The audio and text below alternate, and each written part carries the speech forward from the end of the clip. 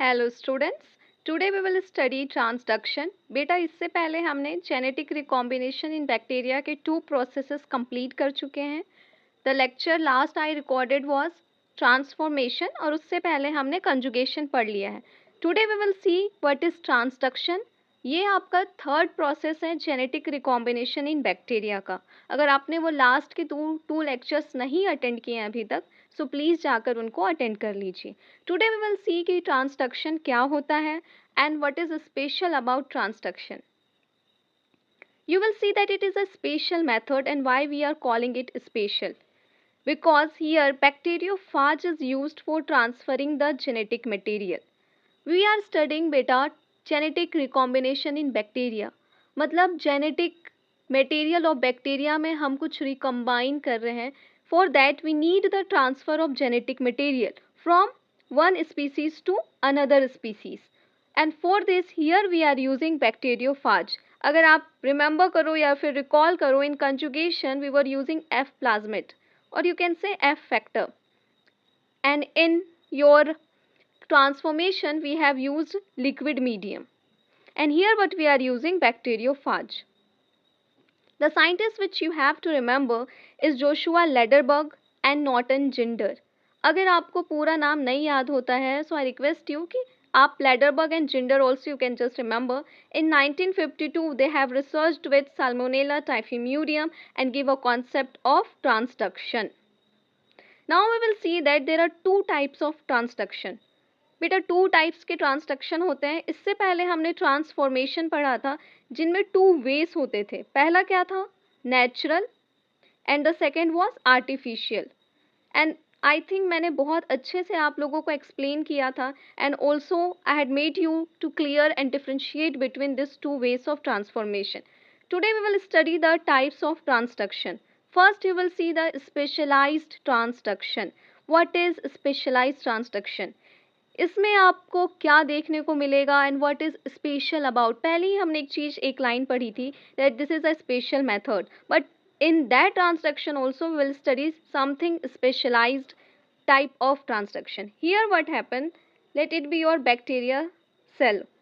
Now the bacteriophage, हम दूसरा colour use करते हुए will draw a bacteriophage. आप थोड़े मेरे ड्राइंग के साथ कॉम्प्रोमाइज कर लेना. Okay, this is bacteriophage. This will get attached to your bacteria cell. This is your bacteria cell और आप इसको क्या बोल सकते हो? Host cell also you can call it. Why? Because bacteriophage क्या है बच्चों? This is a virus which attacks on bacteria. So the bacteria becomes host cell. Now we will draw the bacteria genetic material and also the nucleic acid of your bacteriophage. The next step is that nucleic acid is transferred into the cytoplasm of host cell. हुआ students की जो ये nucleic acid था that was transferred into the cytoplasm of host cell. Now we will see the steps which are above ahead of this nucleic acid transferred. Now what will happen, there is a condition. बेटा यहाँ पर एक condition आती है and you have to remember this point as very important क्योंकि यही एक ऐसा step है जो इसको special consider करते हैं. That in this step or you can say in this type of transduction bacteria की लाइसिस नहीं होती है. मीन्स बैक्टीरिया का ब्रेकडाउन या फिर आप बोल सकते हो बर्स्ट आउट नहीं होता है. And also the genetic material you are seeing of bacteria, it is not converted into fragments. So यहाँ पर क्या कंडीशन है दैट फाज जिसने बैक्टीरिया पे अटैक किया है that will not cause lysis of host bacterium. अब देखना है कि वाई, बिकॉज फाज की क्या कंडीशन होती है, why virus use the host cell to synthesize their replication material, and the second condition कि उनकी न्यूक्लिक एसिड की मल्टीप्लिकेशन हो सके. And using this both criteria वो किसके मैकेनिज्म को यूज करते हैं? होस्ट सेल के मैकेनिज्म को. तो होस्ट सेल के मैकेनिज्म को यूज करके तो वायरस को मल्टीप्लाई करना चाहिए, राइट? मीन्स फाज को मल्टीप्लाई करना चाहिए. But why here phage is stopping or you can say is not causing lysis to the host bacterium? We will see ahead. Here phage nucleic acid is coding for repressor protein. जो phage का nucleic acid आपने देखा वो कहाँ पर present है students? वो present है आपका बैक्टीरिया के साइटोप्लाज्म में. Now this is coding for some protein called repressor protein. अब क्वेश्चन अराइज होता है, why repressor protein is made, क्यों बनाया जा रहा है, कोडिंग क्यों की जा रही है, what is the importance of repressor protein. So this repressor protein will cause the prevention of virus to produce its material, जो कि रिक्वायर्ड क्या है फॉर द रेप्लिकेशन। अब वायरस जब हमने बैक्टीरियोफाज बनाया था, so I draw like this, right, ये मैंने बनाया था, this is what, this is the protein code. क्या ये चाहिए फाज को, क्या ये अकेले न्यूक्लिक एसिड अटैक कर सकता है, सर्वाइव कर सकता है विदाउट दिस होस्ट सेल। अभी होस्ट सेल की बात नहीं हो रही है बच्चों, क्या वो सर्वाइव कर सकता है, no, why, because they need protein code. So protein code, this is the required material जो उनके रेप्लिकेशन के लिए चाहिए। So now this repressor protein क्या कर रहा हूँ, वायरस को मना कर रहा है कि आप अभी कोई भी अपना मटेरियल रिक्वायर्ड नहीं बनाओ, जिनकी वजह से क्या होगा, आपका रेप्लिकेशन होगा। वाई, बिकॉज अभी वायरल डीएनए और यू कैन से जो वायरस है उसको कुछ एक्टिविटीज़ करनी है, जो अगर उन्होंने अभी ही रेप्लिकेशन शुरू कर दी, उसकी वजह से वो आप बोल सकते हो डिस्टर्ब हो जाएगी और इनकम्प्लीट रहेगी। सो दैट एक्टिविटीज़ क्या क्या है, जो वायरल डीएनए है आपका, यहाँ पर दो कंडीशन अराइज होती है students, that the viral DNA और यू कैन से फाज का जो ये न्यूक्लिक एसिड है, एंड यू कैन से कि ये जो हमने बनाया था क्या, बैक्टीरियल क्रोमोसोम। अब there are two conditions that this viral DNA may exist as fragment. This is a fragment, right? And the second condition is that it can attach to chromosome. Chromosome किसके? Bacterial के chromosome में. So here the second condition is a special कि जो आपका nucleic acid है फाज का, वो attach हो जाए किससे, बैक्टीरिया के क्रोमोसोम से। जो टर्म यहाँ पर हम यूज करेंगे for this condition is called prophage. कोई कंफ्यूजन तो नहीं है, let me explain once more. क्या कंडीशन यहाँ पर आई, पहला तो है आपका कि आप क्या बोलो कि nucleic acid of phage is remaining as a fragment. Now the second condition is what, कि ये आपका क्या है, bacterial chromosome, and this nucleic acid of phage is attached with this bacterial chromosome, right. So this word और you can say this term we are calling it prophage. Now what will happen, that bacterial cell plus prophage is called lysogenic cell. Means what? This is a bacteria cell, right? Here that is bacterial chromosome you can say. This is phage nucleic acid. So this is a bacteria cell containing prophage. So this cell is called, another term we use, that is called lysogenic cell. Now there is a condition students कि ये lysogenic बहुत लंबे सालों तक रह सकता है। Now बहुत, अगर हम बात कर रहे हैं मैनी ईयर्स, बहुत सालों तक की, सो क्या एक बैक्टीरिया सेल बहुत साल तक सरवाइव कर सकता है, उसको रिप्रोडक्शन करना पड़ेगा, right.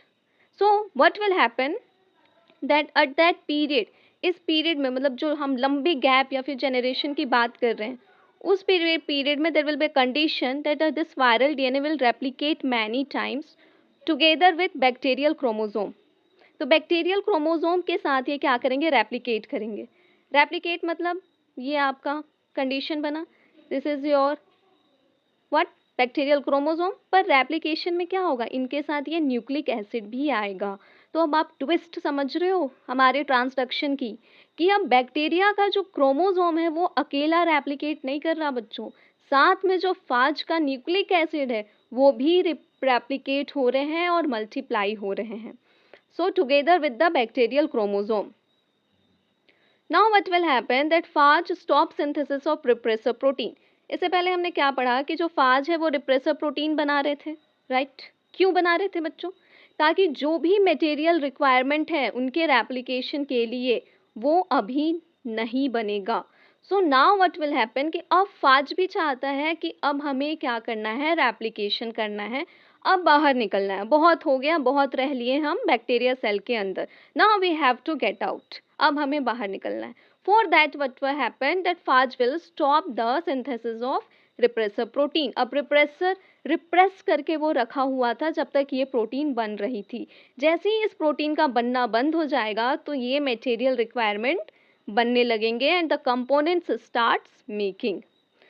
Now what will happen that phage DNA will separate out from bacterial chromosome.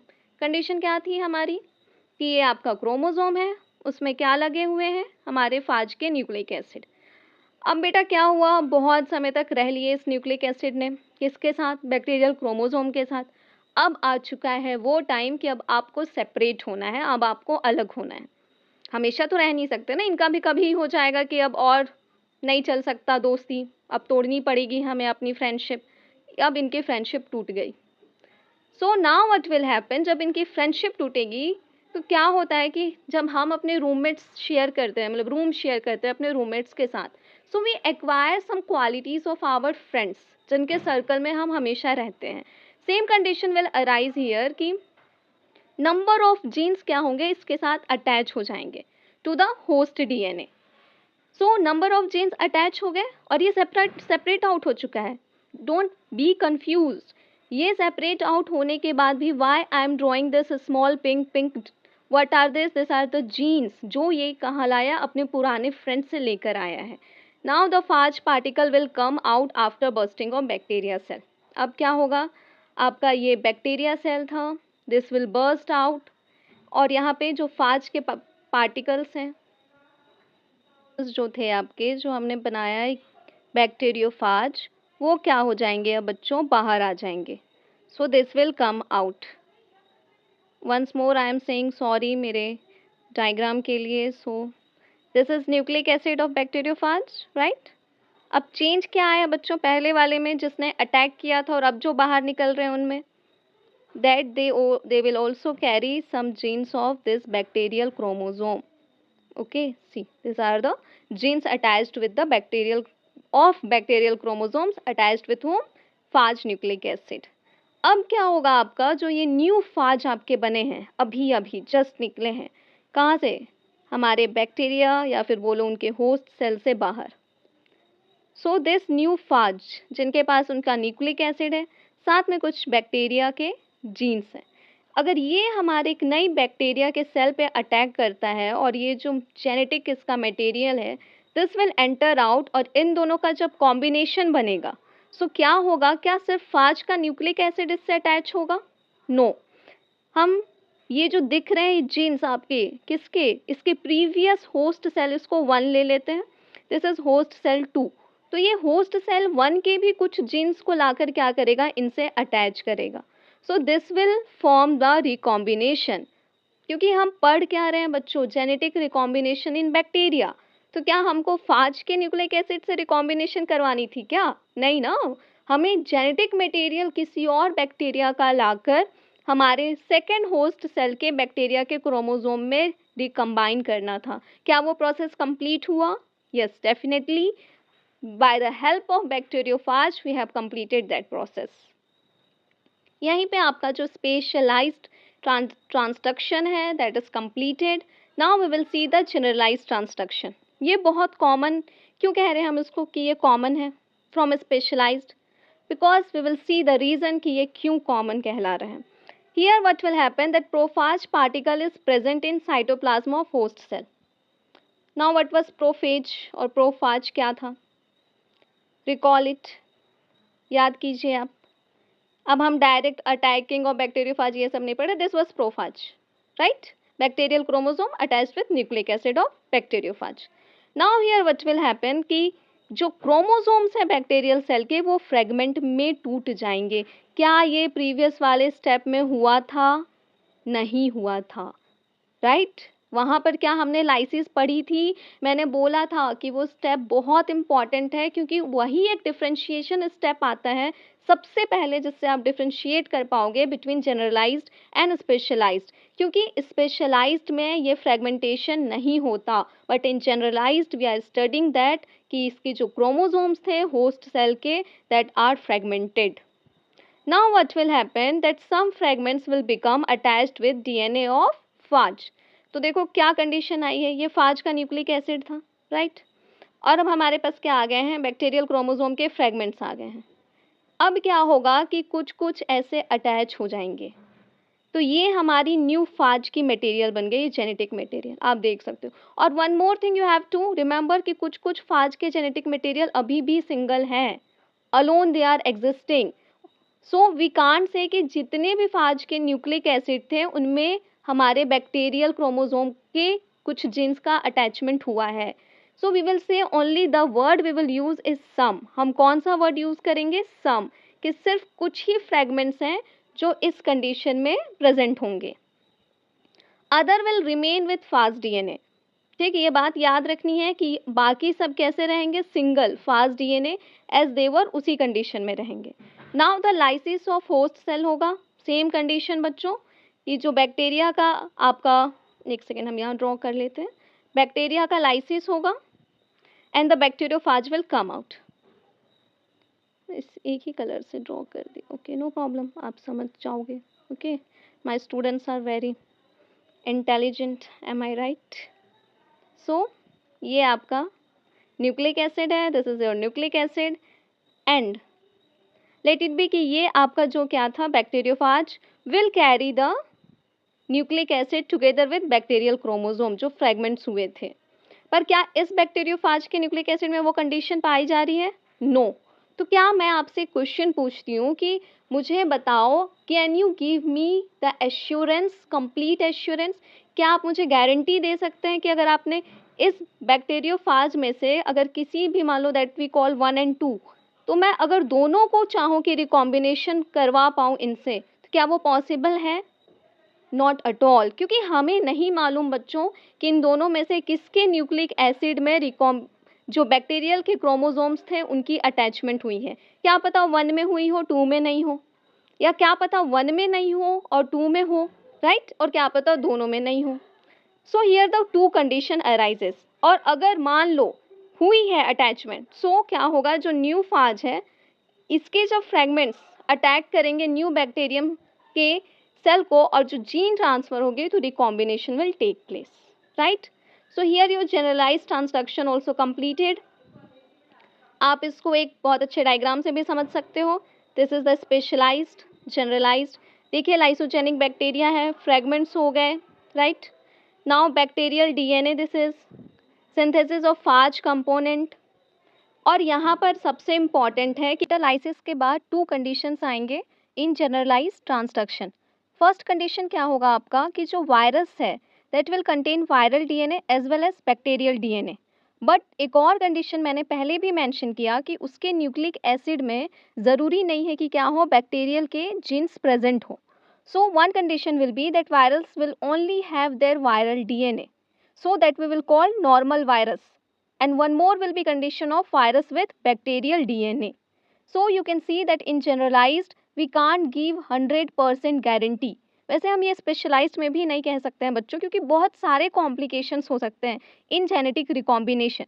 But अगर आपसे पूछा जाए दैट स्पेशलाइज्ड और जनरलाइज्ड यू विल प्रेफर, अगर आपको रिकॉम्बिनेशन करवानी है so you will prefer specialised. Why? Because there is no 2 types of condition in specialized. यहाँ क्या आपको ऐसा वायरस दिख रहा है जिसमें बैक्टीरियल डीएनए प्रेजेंट नहीं है? No, here we are only seeing one condition जिसमें viral DNA is also present and bacterial DNA is also present. So you can see that after infecting new host, this is new host cell and this is the bacteriophage जो अभी अभी lysis के बाद bacteria cell से बाहर निकले हैं. You can say from their first host cell से बाहर निकले हैं. Here you can see the recombination is happening portion of DNA. Which DNA? Previous bacteria DNA is attaching with the host to bacteria. Here there is a condition in generalized transduction बच्चों. पहला क्या condition है कि अगर इस virus ने, जिस virus के पास बैक्टीरियल जीन्स हैं, उसने अगर आपके न्यू होस्ट पर अटैक किया तो मे ट्रांसड्यूस और यू कैन से कि मे ट्रांसडक्शन हैपन हो सकता है. बट ये क्या, ये नॉर्मल वायरस ट्रांसडक्शन के लिए कैपेबल है? Not at all. Why? Because it does not carry the bacterial genes, क्योंकि इनके पास बैक्टीरियल जीन्स प्रेजेंट नहीं है. So this is why we are calling it incapable of transduction. So I think अब आपको कन्फ्यूजन नहीं होगा between the specialised and generalised transduction.